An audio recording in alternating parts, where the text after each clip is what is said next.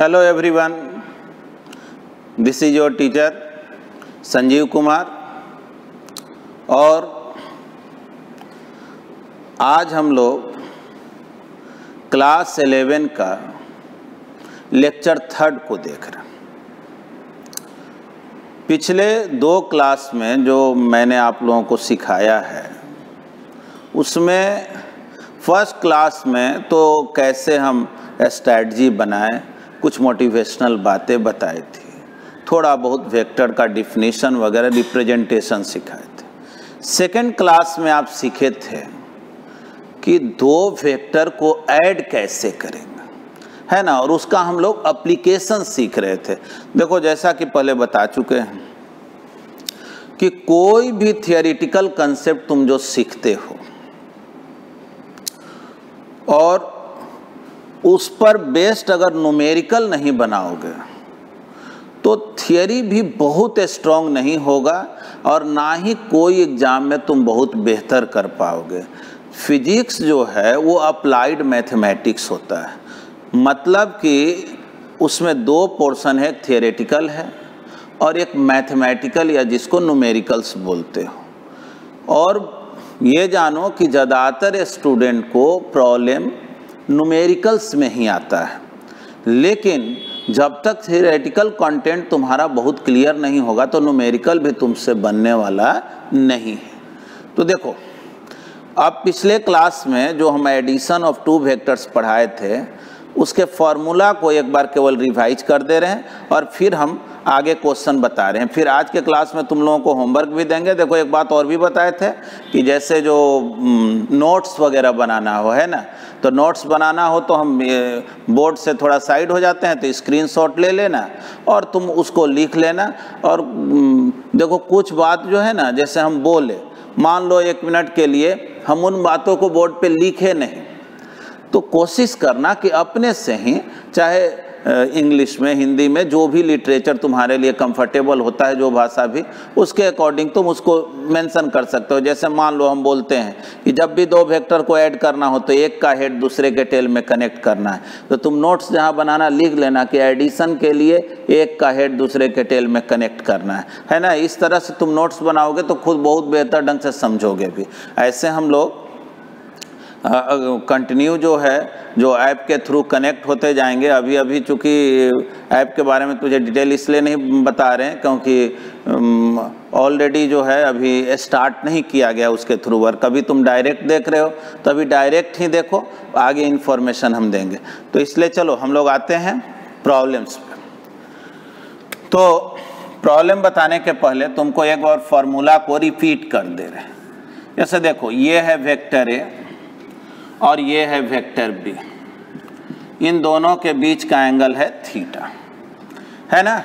अब तुमसे कोई पूछा a प्लस बी क्या होगा, तो वेक्टर में रूल है कि 2 वेक्टर को ऐड करना है तो एक के हेड में दूसरे के टेल को जोड़ना है। तो देखो, b का टेल यहाँ है, b को उठा करके यहाँ लाए। तुम पैरेलल रखते हुए वेक्टर को कहीं भी ले जा सकते हो और ये हो गया रिजल्टेंट, है ना। यानी तुम बोल सकते हो कि A में B को ऐड किए तो कौन मिला, तो वेक्टर R मिला। इस R को हम लोग क्या बोलते हैं, resultant of A and B, ठीक ना, इन दोनों का रिजल्टेंट। यानी तुमसे कोई पूछे A प्लस B क्या होगा, इसका मतलब तुमसे पूछा जा रहा है कि रिजल्टेंट का मतलब R कितना होगा, ये कितना होगा।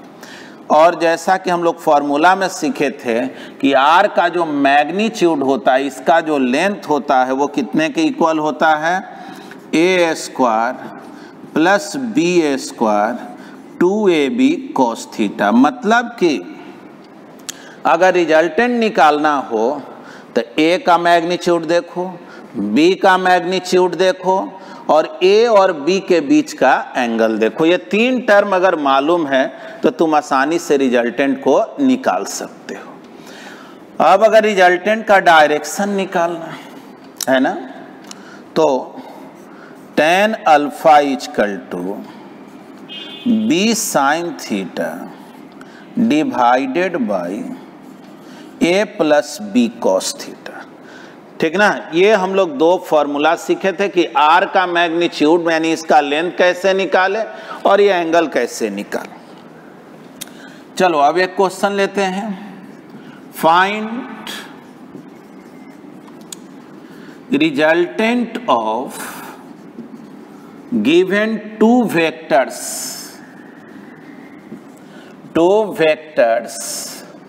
ए एंड बी। देखो फिगर में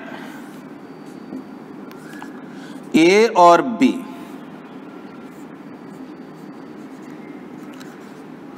दिया हुआ है, फिगर बनाया हुआ।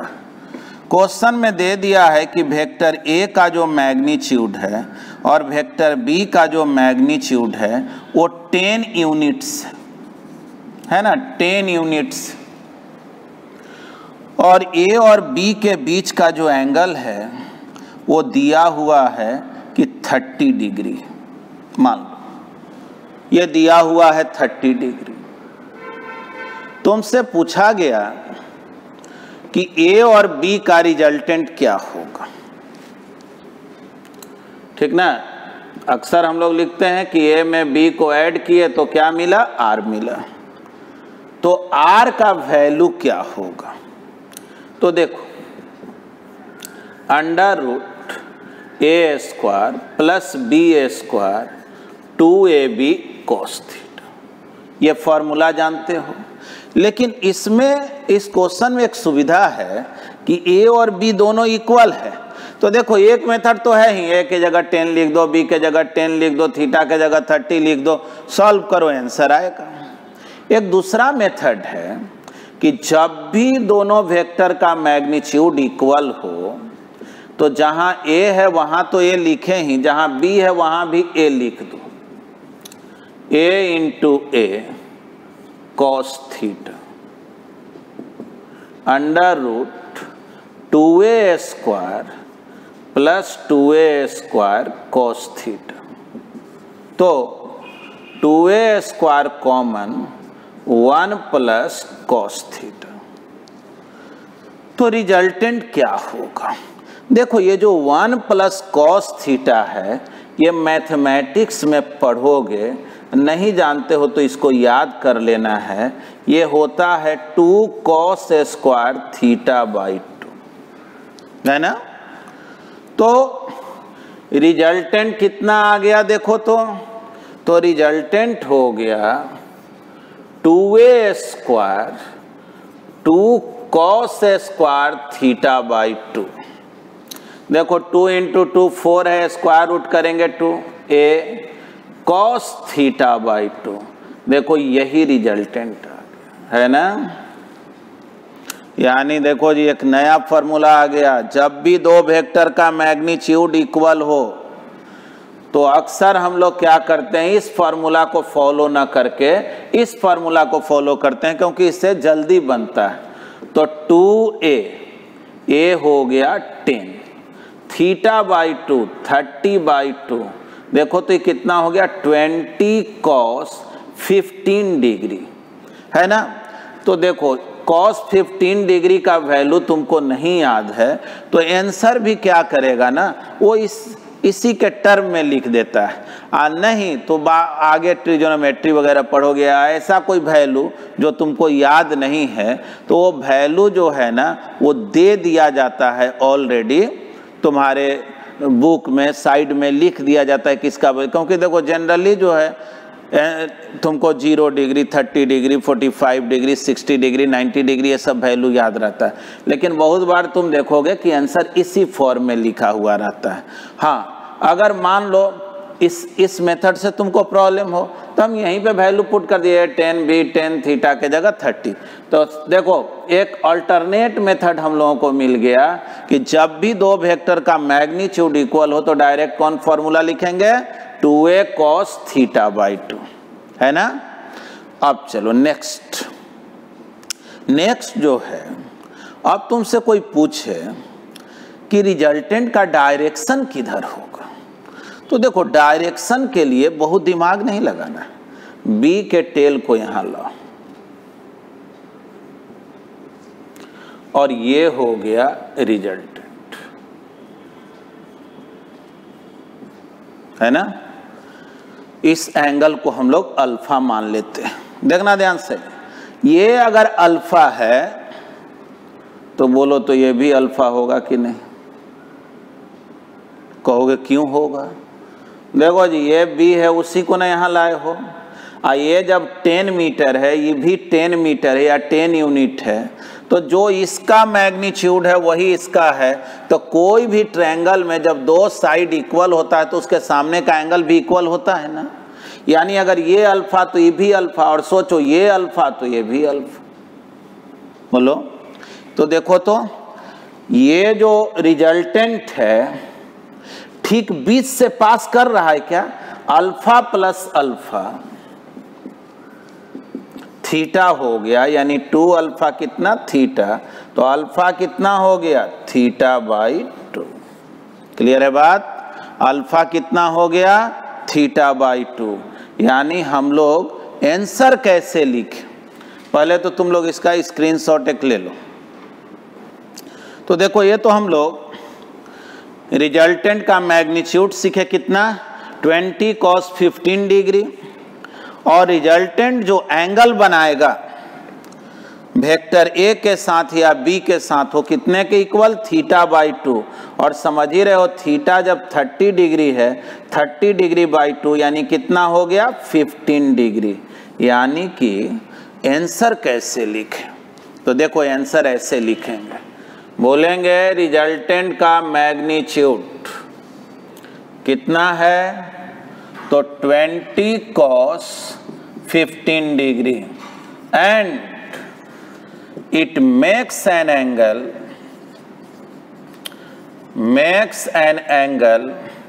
15 degree with the vector A।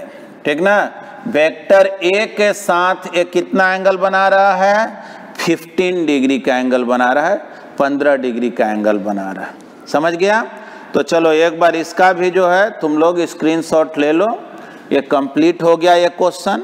ठीक ना, इस क्वेश्चन में क्या सीखा कि जब भी दो वेक्टर का मैग्नीट्यूड अगर इक्वल हो, जब भी दो वेक्टर का मैग्नीट्यूड इक्वल हो तो रिजल्टेंट कैसे निकालेंगे। ठीक है, चलो मिटाते हैं अब इसको। अब जो है नेक्स्ट क्वेश्चन हम लोग देखते हैं। देखो पिछले क्लास में तुमको याद होगा कि सिखाए थे कि जब भी दो वेक्टर के बीच का एंगल अगर देखना हो तो वो दोनों वेक्टर का टेल या हेड एक जगह कनेक्टेड रहे, तभी बीच का एंगल को हम लोग डिफाइन कर पाएंगे कि बीच का एंगल कितना है। जैसे देखो अब अगला क्वेश्चन कहा गया तुमसे find resultant of A and B, और देखो क्वेश्चन दिया हुआ है इस तरह से।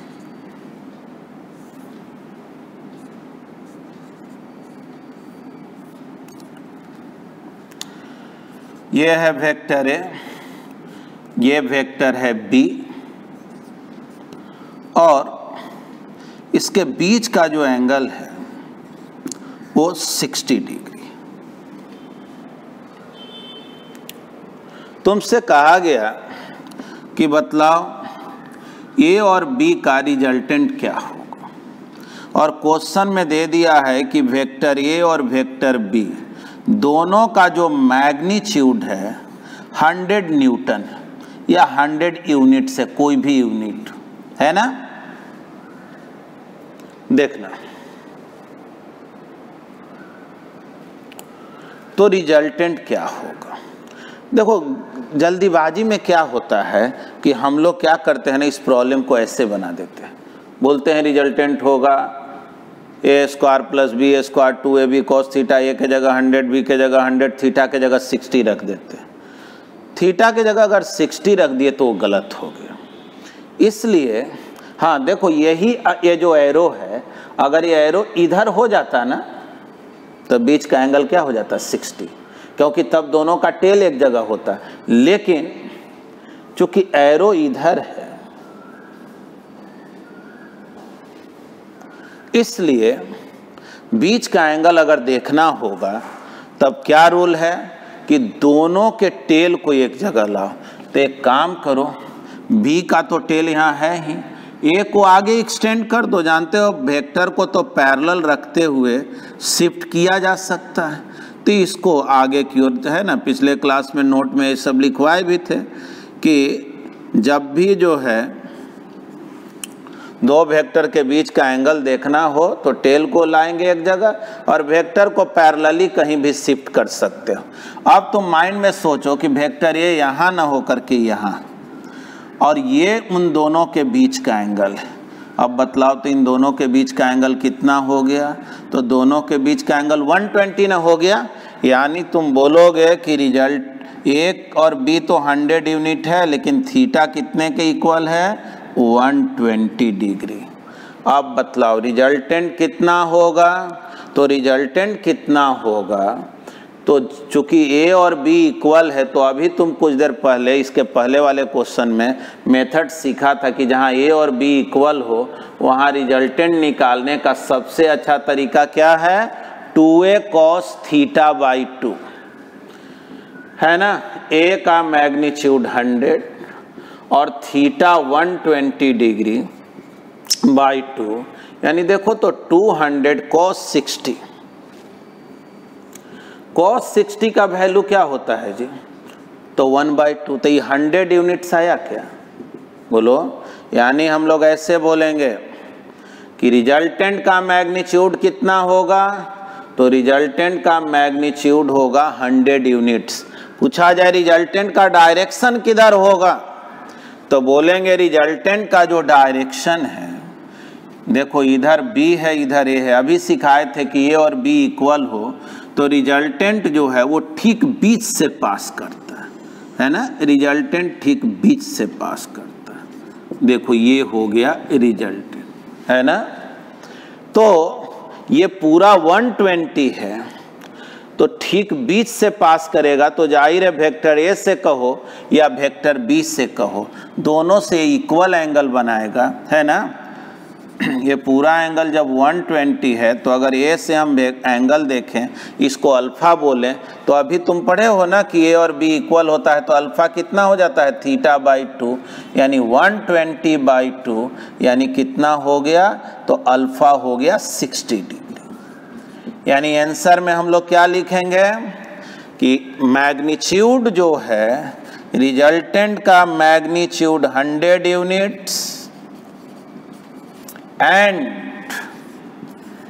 it makes an angle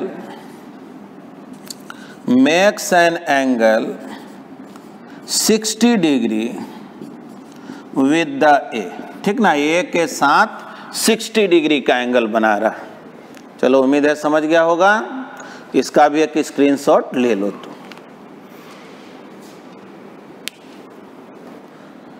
चलो इसी क्वेश्चन को बनाने का एक और मेथड देखो, सेकंड मेथड। देखो क्वेश्चन में दिया हुआ है कि ए और बी दोनों का मैग्नीट्यूड इक्वल है ना, दोनों 100 यूनिट्स है। मान लो 100 मीटर का है दोनों, और दोनों के बीच का एंगल 60 डिग्री है ना। थोड़ा बढ़िया से देखो इसको, कह रहा रिजल्टेंट क्या होगा। तो ये जो फिगर ऑलरेडी जो बना हुआ है ना, ए और बी के लिए जो फिगर बना हुआ है, ये फिगर खुद ब खुद जो है, चलो थोड़ा बेहतर ढंग से इसको 60 डिग्री कुछ और ज़्यादा एंगल बना रहे हैं ना, ऐसे बना दिए। तो ऑलरेडी देखो ये जो फिगर बना हुआ है, इसमें अगर ध्यान से देखोगे तो ए के हेड में बी का टेल कनेक्टेड। तो तुम तो पढ़े हो ना कि ए के हेड में अगर बी का टेल कनेक्टेड हो, तब तो ये जो लाइन होगा यही ना रिजल्टेंट वेक्टर का काम करेगा। थोड़ा सोचो तो, ये तो ऑलरेडी डायग्राम बना करके दिया हुआ है। ए के हेड में बी का टेल क्वेश्चन ही में ऐड किया हुआ है, तो इसको हम लोग मिला दें तो ये क्या चीज का काम करने लगेगा? रिजल्टेंट का, है ना। मुझे इसी का वैल्यू निकालना है, इसका लेंथ निकालना है, देखो ये कितना आसान काम है, ए है ये बी है, ये दोनों इक्वल है ना, जितना ये है उतना ही ये है, तो बोलो ये भी दोनों एंगल इक्वल होगा कि नहीं? इस साइड के सामने का एंगल ये और इसके सामने का एंगल ये, तो ये दोनों इक्वल होगा ना?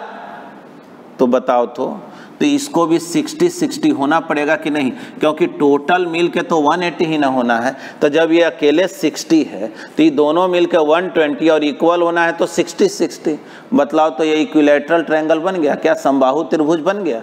जब तीनों साइड इक्वल है तो डायरेक्ट तुम बोल सकते हो ना कि रिजल्टेंट भी जो होगा वो ए के ही इक्वल होगा या बी के ही इक्वल होगा। यानी तुम डायरेक्ट आंसर में लिख सकते हो कि रिजल्टेंट जो होगा वो भी 100 यूनिट्स होगा। एंड इट मेक्स, देखो ये कितना एंगल बना रहा है ए के साथ, देखो ए का टेल है और आर का भी टेल है, कितना एंगल बना रहा है? तो and it makes an angle 60 degree with the ए, है ना? यानी कि तुम जो ज्योमेट्री जानते हो या ट्रिगोनोमेट्री जानते हो उससे कुछ अलग ये थोड़े होता है।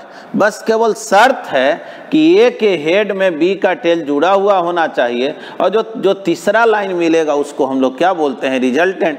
अब उसको हम ज्योमेट्री से डायरेक्ट ही निकाल लिए कि इक्विलैटरल ट्रायंगल है तो ये तो तीनों इक्वल होगा ही, डायरेक्ट आंसर, कोई फॉर्मूला की जरूरत नहीं। अगर इसी में तुम थर्ड मेथड चाहते हो तो थर्ड मेथड चाहते हो तो देखो वो मेथड जो बिल्कुल स्टार्ट में पढ़ा, क्या करेंगे? A square plus b a square plus 2ab cos theta. तो ए कितना है? तो ये है 100, बी कितना? तो वो भी 100, 2a 100, बी भी 100, थीटा कितना?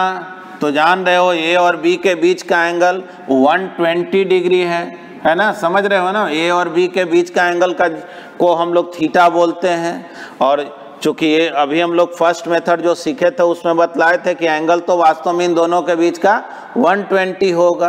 अब तुम इसको अगर सॉल्व करोगे तो देखो कितना आ गया, 100 स्क्वायर यानी 2 × 100 स्क्वायर। फिर यहाँ भी देखो 2 × 100 स्क्वायर, cos 120 का वैल्यू -1/2। थोड़ा देख लो ये कितना आ गया, 2 कैंसिल, -100 स्क्वायर तो कितना आ गया? 2 × 100 स्क्वायर से 100 स्क्वायर माइनस हो गया तो बतलाओ तो 100 स्क्वायर बचा, यानी कि 100 यूनिट्स आया कि नहीं? तो देखो इस मेथड से बनाएंगे तो ज़्यादा टाइम टेकिंग हो गया ना, तो ऐसे मेथड को अवॉइड करेंगे जहाँ पे हमारे पास सुविधा है। हाँ, ये मेथड कब फॉलो करेंगे? जब ए और बी का मैग्नीट्यूड अलग अलग रहे, तब हमारे लिए बेहतर है कि, और मेरे पास उपाय भी नहीं है, तब हमारे लिए वही मेथड ही। अब देखो, अगर डायरेक्शन निकालना हो तो तुम tan अल्फा निकालना सीखे थे, तो tan अल्फा का फॉर्मूला बोलते थे b sin theta by a plus b cos theta. तो फिर b का वैल्यू पुट करोगे तो b का वैल्यू 100 है, थीटा का वैल्यू 120 है ना? 100 प्लस 100 cos 120। देखो तुम्हारे नॉलेज के लिए लिख दे रहे हैं, इसी तरह से वैल्यू याद भी करते चलना। cos 120 डिग्री का वैल्यू -1/2 और sin 120 डिग्री का वैल्यू √3/2 होता है। अब देखो तुम अल्फा का वैल्यू निकालना चाह रहे हो, 100 sin 120 √3/2, यहाँ 100 कॉमन हो गया, 1 प्लस cos 120 जो है वो -1/2 है ना? देखो तो ये कितना हो गया, 100 कैंसिल, ऊपर में √3/2, नीचे में 1/2, यानी tan अल्फा कितना हो गया? √3। बोलो अल्फा कितना हो गया? मतलब tan कितने का वैल्यू होता है? 60 डिग्री का। देखो इससे भी आंसर तो सब वही आया, लेकिन ये मेथड टाइम टेकिंग है ना, तो ये ख्याल भी रखना है। जानबूझ करके हम तुमको 3 मेथड सिखाए कि कब कौन मेथड अप्लाई करना बेहतर है। वैसे किसी भी मेथड से बनाओगे तो बनना तो उसको है, ठीक? इसको स्क्रीनशॉट ले लो। तो हम लोग अभी तक में एडिशन का जो एप्लीकेशन है 2 क्वेश्चन बनाए हैं, तुमको सिखाए हैं कि जब भी 2 वेक्टर का मैग्नीट्यूड इक्वल हो तब हमको किस मेथड को फॉलो करना है, अनइक्वल रहे तो कैसे काम करना है। अब हम लोग यहाँ से थोड़ा टाइप को चेंज करते हैं। जैसे देखो, अगर मान लो एक ऑब्जेक्टिव क्वेश्चन लिखते हैं,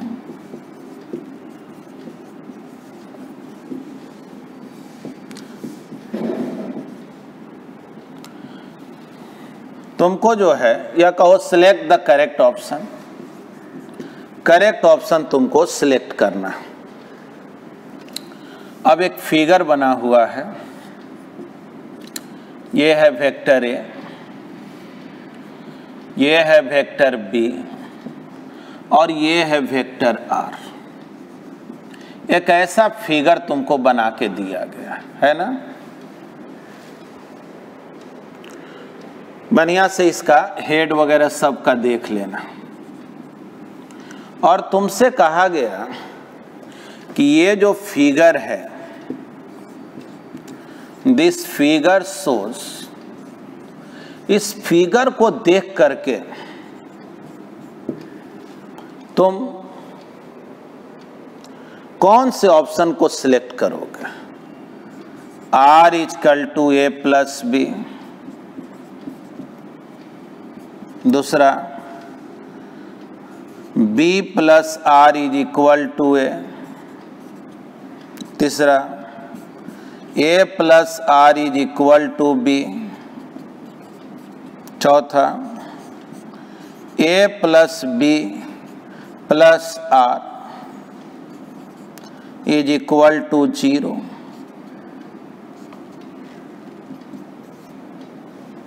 है ना। देखो, बहुत सा स्टूडेंट को ये लगता है कि इसमें क्या दिमाग लगाना है, पहला ही सही है, लेकिन ये गलत होगा। देखो, तो तुम बोलोगे कि अभी तो इतना देर से आप लिख रहे थे A + B = R।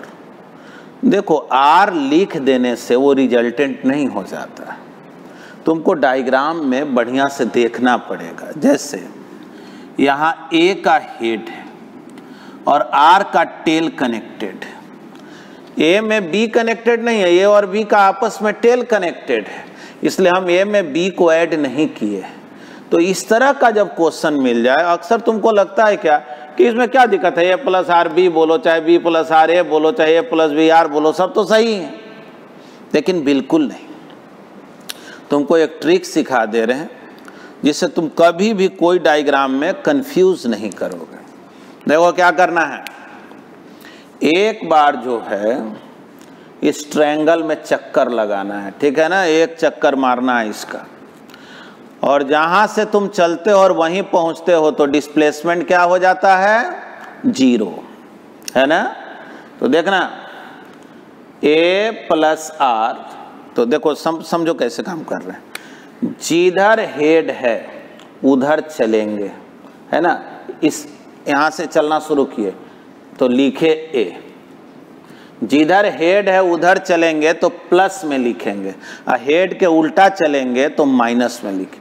अब चलो फिर इधर चले तो हेड इधर ही है तो इसको भी लिखेंगे +R, लेकिन जब यहां से यहां आएंगे तो माइनस भी हो गया, हेड के उल्टा जा रहे हैं।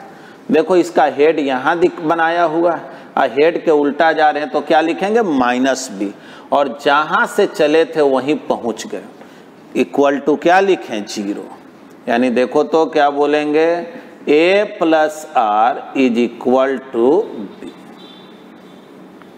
हो गया क्या। तुम कहोगे लेकिन आप तो यहां से चलना शुरू कर दिए, हम यहां से शुरू करते तो, या हम उल्टा ऐसे घूमते तो कोई बात नहीं, जो ऐसे मर्जी वैसे करके देखो, आना उसको वही। मान लो तुम कहोगे हम इधर से चक्कर लगाएंगे, चक्कर लगाओ। देखो यहाँ से यहाँ जाएंगे तो हेड के डायरेक्शन में तो +B, अब आगे कुछ नहीं लिखते हो तो प्लस है। अब चलो यहाँ से यहाँ आए तो हेड के उल्टा -R, फिर यहाँ से यहाँ गए हेड के उल्टा माइनस से, इज इक्वल टू 0। देखो तो b is equal to a plus r आ गया कि नहीं। जैसे भी बस एक चक्कर लगाओ, क्या लिखना चाहिए, करेक्ट ऑप्शन पता चल गया क्या, यानी करेक्ट ऑप्शन ए होगा।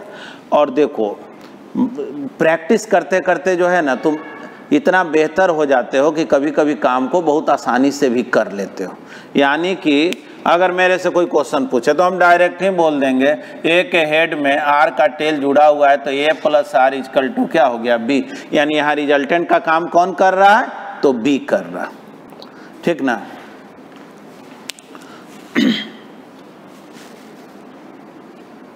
अब चलो एक दूसरा एग्जाम्पल को लेते हैं। सपोज करो एक फिगर इस तरह से बना हुआ, इसको ए बोले, इसको बी बोले, इसको सी बोले, है ना। और कह रहा क्वेश्चन दिस फिगर शोज, इस फिगर को देख करके तुम कौन सा ऑप्शन सिलेक्ट करोगे, a plus B is equal to c, a plus c is equal to b, b plus c is equal to a, है ना, या a plus b plus c is equal to 0। चलो तुम लोगों को कुछ time दे रहे हैं, थोड़ा सोच लो, है ना। ध्यान से देखो तो कौन सा आंसर जो है इसमें सही है, बताओ। तो देखो वही उसी मेथड को फॉलो करो। एक चक्कर इसमें लगाएंगे, तो एक चक्कर लगाएंगे ए प्लस बी प्लस सी, देख लो हेड के डायरेक्शन में गए, फिर हेड ही के डायरेक्शन में गए, अब फिर हेड के ही डायरेक्शन में गए। यानी देखो तो ये फिगर क्या बता रहा है जी, क्या बता रहा है, a plus b plus c is equal to 0। यानी कौन ऑप्शन करेक्ट है, फोर्थ ऑप्शन करेक्ट है। अब समझना, देखो अगर हम तुमसे बोलें कि a plus B is equal to R, है ना, a plus B is equal to R, तो ऐसा बोलते ही तुम्हारे माइंड में क्या कोई डायग्राम आता है। तो अगर डायग्राम तुम्हारे माइंड में आता है तो अक्सर ये डायग्राम आता है कि कारण कि बार बार हम लोग यूज किए हैं, ये वेक्टर ए है, इसको हम लोग बी लिखते हैं, बी को यहाँ लाते हैं और ये हो गया रिजल्टेंट। यानी कि तुम्हारे माइंड में अक्सर ऐसा डायग्राम आता है कि देखो ए में ऐड किए बी को, कौन मिल गया, आर।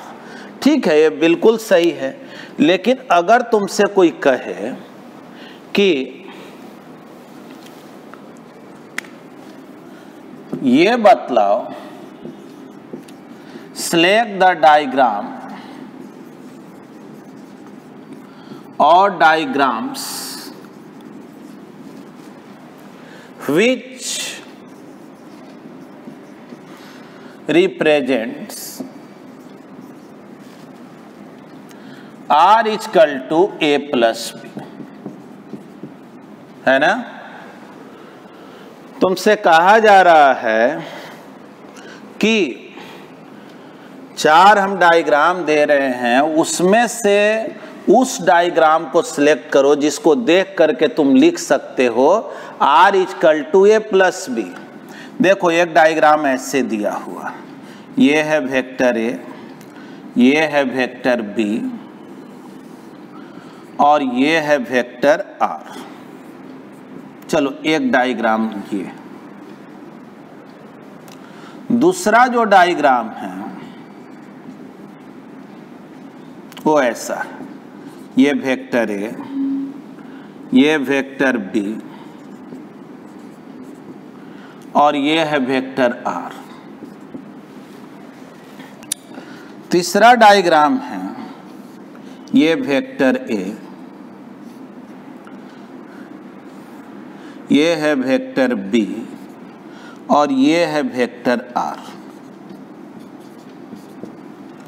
है ना। और चौथा जो डायग्राम है देखो, ये ए है, ये बी है और ये आर है।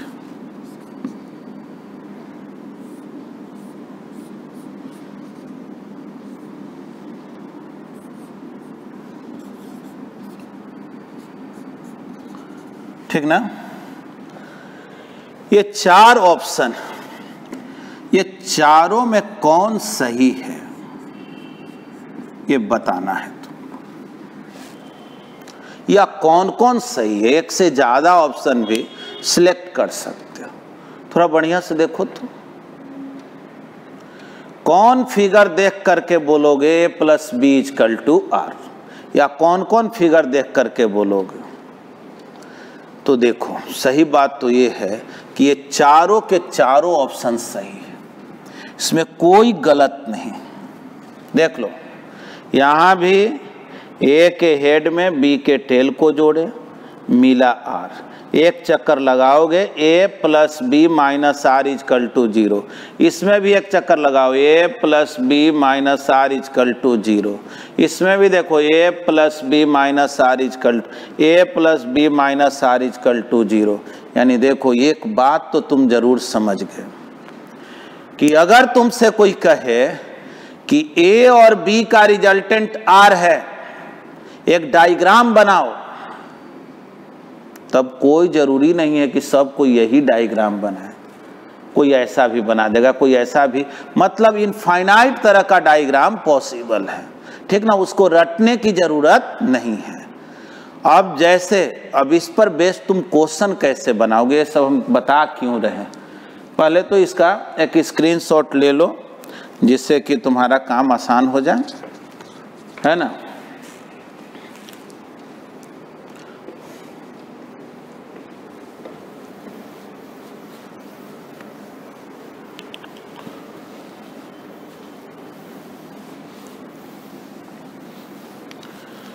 अब देखना आगे जो तुमको बात सिखा रहे,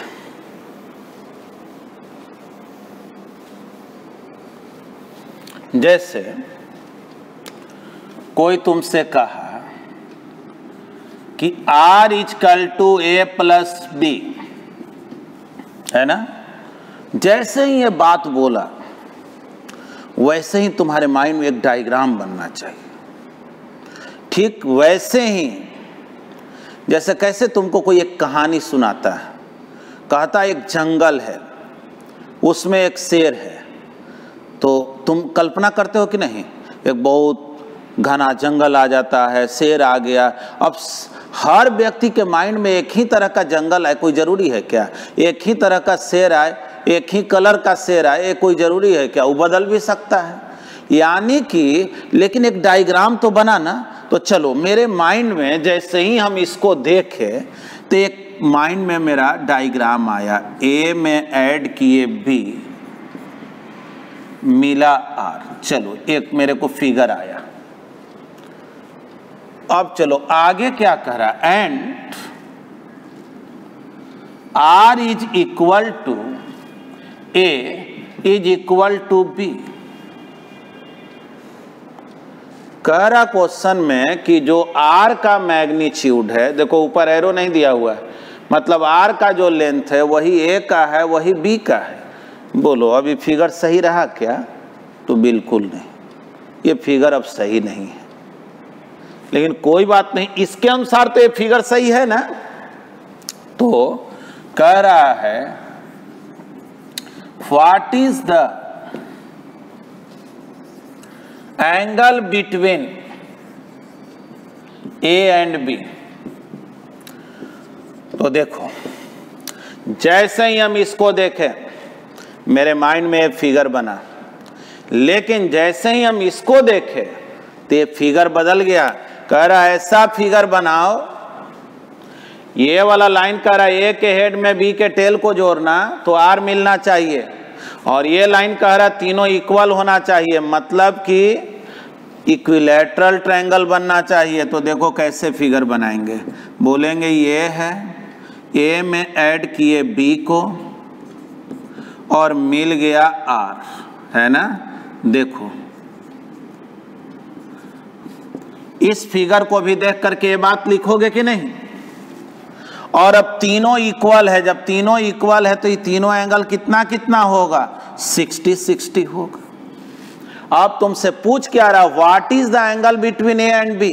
तुम जल्दीबाजी में क्या करते हो, बोल देते हो आंसर 60 डिग्री, लेकिन ये बिल्कुल ही गलत होगा। देखो ये 60 डिग्री है, तो ये यहां पर जो ए और बी है, ए का हेड है और बी का टेल है। सिखाया है ना कि बीच का एंगल देखने के लिए दोनों का टेल या दोनों का हेड एक जगह होना चाहिए। यानी क्या करो, इसको एक्सटेंड करो, है ना। ए को एक्सटेंड कर दिए, मान लो ए को हम यहां ला दिए, और अब इन दोनों के बीच का एंगल ये हो गया। अब बतलाओ तो इन दोनों के बीच का एंगल कितना हो गया, तो 120 हुआ क्या, है ना। थीटा जो है वो 120 होगा। तो चलो हम लोग इस क्वेश्चन को सीखें। चलो एक क्वेश्चन और लेते हैं। तुमसे कहा गया R = A + B। देखो कोई जरूरी नहीं कि हर बार तुमको इसी फॉर्म में कहा जाए, तुमसे ऐसे भी कहा जा सकता है resultant of two vectors A and B is R, तो उसका भी मतलब यही ना हुआ। अब चलो और आगे क्या कह दिया गया। अब क्वेश्चन में देखो आगे कह रहा है एंड A इज